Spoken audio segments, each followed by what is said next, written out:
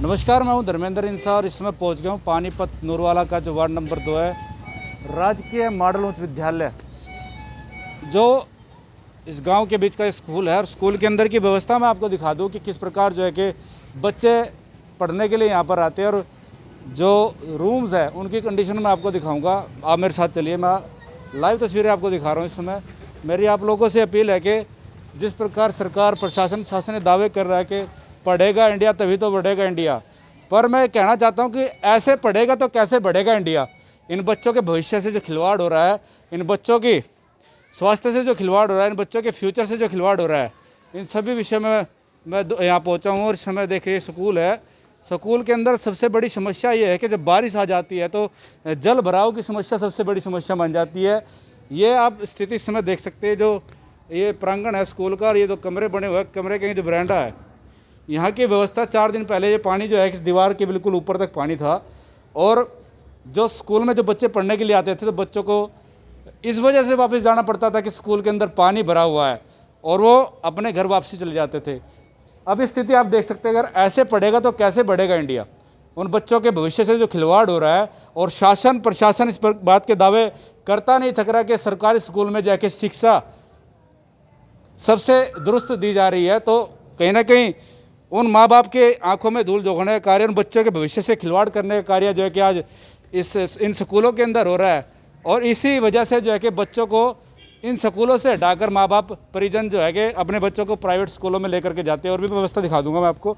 ये पूरा जो प्रांगण है, इस प्रांगण के अंदर जाके पानी लगभग 1.5 से 2 फुट भरा हुआ था, जिस कारण जो बच्चे स्कूल में आना ही बंद करके, उसकी वीडियो भी मैं आपको दूंगा। मेरे पास स्कूल की पूरी वीडियो है, वो वीडियो भी आपको इसमें अटैच करके जरूर दिखाऊंगा, क्योंकि और साथ ही साथ ये व्यवस्था देख सकते हैं, पानी भरने से जो बुक्स हैं वो बुक्स जो है भीग करके बिल्कुल ख़राब हो चुकी है। साथ ही साथ जो स्कूल के अंदर जो हेडमास्टर है, जो टीचर साहिबान, उनसे बातचीत करने की कोशिश करेंगे, भाई ये जो पूरी व्यवस्था है उसको लेकर के क्या कहेंगे। और साथ ही साथ जानेंगे स्कूल प्रशासन इस विषय में कितनी बार तो जो है कि डीसी महोदय से मिले, या डीओ से मिले, या एसडीओ से मिले, तो पूरी व्यवस्था कहीं ना कहीं चरमराई हुई है। और सवालिया निशान खड़ी करती है प्रशासन के ऊपर, शासन के ऊपर, कि इन बच्चों के भविष्य को लेकर के कितनी हमारी सरकार सचेत है, कितनी हमारी सरकार जागरूक है, और कहाँ कमी है। और दूसरी बात एक और बता दूं मैं आपको, जब कोई लेटर या चिट्ठी या कुछ ऐसे काम आते हैं, उनमें टीचरों की ड्यूटी लगा दी जाती है। सबसे बड़ी बात यह है कि और विभागों की ड्यूटी क्यों नहीं लगाई जाती, क्योंकि बच्चों का भविष्य तो पहले ही अधर में, कोरोना काल के अंदर जो है कि बच्चों को पढ़ाई से वंचित रहना पड़ा है। पढ़ाई में बच्चे वीक हो चुके हैं। अभी हमने कुछ बच्चों से बातचीत करने की कोशिश किया, उनसे हमने जब 14 का पढ़ा यानी कि 14 का टेबल सुनने की हमने सुनना चाहा, तो उन बच्चों को जो है 14 का टेबल भी नहीं आता था। तो अब आप देख सकते हैं टीचर की कहीं ना कहीं अन्य जगहों पर ड्यूटी लगाना उन बच्चों के जो कि भविष्य से कहीं ना कहीं खिलवाड़ है। इस समय हम बातचीत करेंगे, जो यहाँ पर प्रिंसिपल महोदय, उनसे बातचीत करने की कोशिश करेंगे, पूरी व्यवस्था के बारे में क्या कहेंगे, और कितनी बार जो है कि डीसी महोदय से इस विषय को लेकर के वो मिले हैं, और क्या उनका रिस्पॉन्स रहा है। बिल्कुल, प्रधानाचार्य हमारे साथ मौजूद हैं, उनसे बातचीत करने की कोशिश करेंगे, कितनी बार वो डीसी साहब से मिले, एसडीएम साहब से मिले, या डीओ साहब से मिले, और क्या उनका रिस्पॉन्स रहा, और व्यवस्था को लेकर के वो क्या कहेंगे। सर, स्वागत है आपको। सर नमस्कार। सर, हमारा स्कूल नीचा पड़ चुका है, बाहर सीवर लाइन जाम है। सीवर लाइन जाम होने की वजह से स्कूल में पानी घुस जाता है। हमारे यहाँ रेन वाटर हार्वेस्टिंग भी है, पर बाहर से इतनी मात्रा में पानी आता है कि वो रेन वाटर हार्वेस्टिंग भी जाम हो जाता है। इसको लेकर के जब पीछे पानी भरा, हम डीसी साहब के पास गए थे, डीसी साहब मिले नहीं।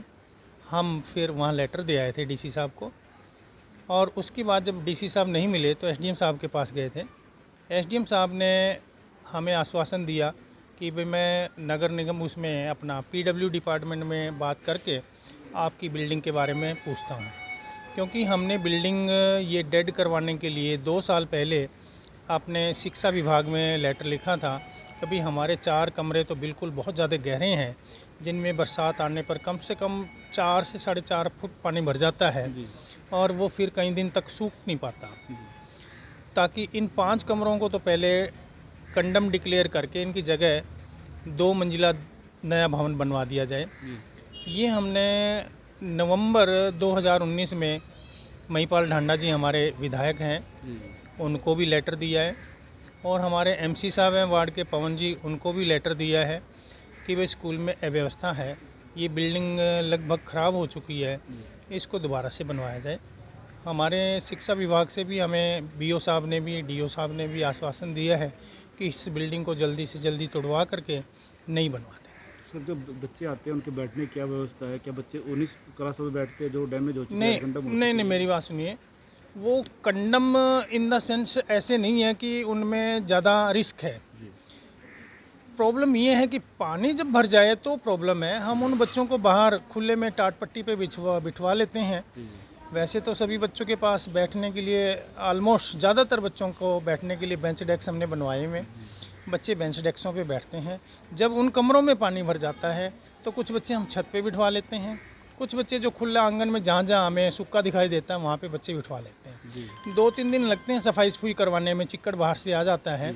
सफाई कर्मचारी भी ना होने की वजह से थोड़ी सी प्रॉब्लम आती है, फिर भी हम 2-3 दिन के अंदर मैनेज कर लेते हैं। जैसे शनिवार को पानी भर गया था तो हमारा 2 दिन स्कूल परले सेक्टर 18 में लगा रहा। तो बच्चों को तो अव्यवस्था होती है, से यहाँ से बहुत जाना। सर वहाँ ये थोड़ी सी अव्यवस्था तो होगी। देखो ये किसी शिक्षा के को लेकर के कहीं ना कहीं बच्चे अब पीछे जा रहे हैं। अभिभावक जो है कहीं ना कहीं परेशान है, बच्चों को शिक्षा मिल नहीं पा रही और बच्चों को मैं बता दूं, आपको पढ़ाई में बड़ी समस्या का नहीं, सामना। वो ऑनलाइन हम बच्चों को शिक्षा उपलब्ध करवा रहे हैं। डिपार्टमेंट की तरफ से भी ये आदेश है बच्चों का ऑफलाइन और ऑनलाइन दोनों काम दिया जाए।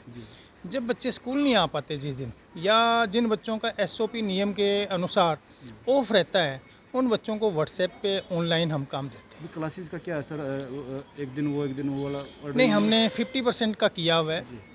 अब देखो 1 तारीख से हम ये सोच रहे हैं, जैसे कोरोना काफ़ी थम गया है, बीमारी लगभग शांत हो गई है, तो 1 तारीख से हम कोशिश कर रहे हैं कि सभी बच्चों को बुलवा लें, क्योंकि इनका लगभग 1.5 साल से लगातार लॉस चल रहा है। क्योंकि इतने बच्चों में अगर मैं बतलाऊँ, सोशल डिस्टेंसिंग तो बन नहीं पाती, क्योंकि हमारे यहाँ बच्चे बहुत ज़्यादा मात्रा में हैं और जगह भी बहुत कम है। जगह कम है। और सर सबसे बड़ी बात यह है कि जब टीचर जो अध्यापक है उनकी ड्यूटियाँ लगा दी जाती है अन्य जगह पर, और शिक्षा को लेकर के बच्चे आते सर स्कूल में। इस विषय में तो मैं कुछ नहीं कह पाऊँगा, क्योंकि उच्च अधिकारी जैसे ड्यूटी लगाएंगे हमें भेजने पड़ते हैं। अगर 1-2 टीचर जाता है तो उनकी हम एडजस्टमेंट कर लेते हैं, अगर ज़्यादा चले जाएँ थोड़ी सी अव्यवस्था बन जाती है। Thank you sir. तो वाकई कहीं ना कहीं अव्यवस्था जरूर है, और जो प्रधानाचार्य हैं उनसे हमने बातचीत करने की कोशिश की है, उनसे जाना है कि भाई क्या क्या अव्यवस्था है, उन्हीं पर विस्तृत जानकारी यहाँ पर जो है विनोद सिंगला जी हैं उन्होंने दी है। मेरी आप लोगों से अपील है कि बच्चों के इस भविष्य के लिए जो अधर में ना लटके, इस वीडियो को आप लोग ज़्यादा से ज़्यादा शेयर करें।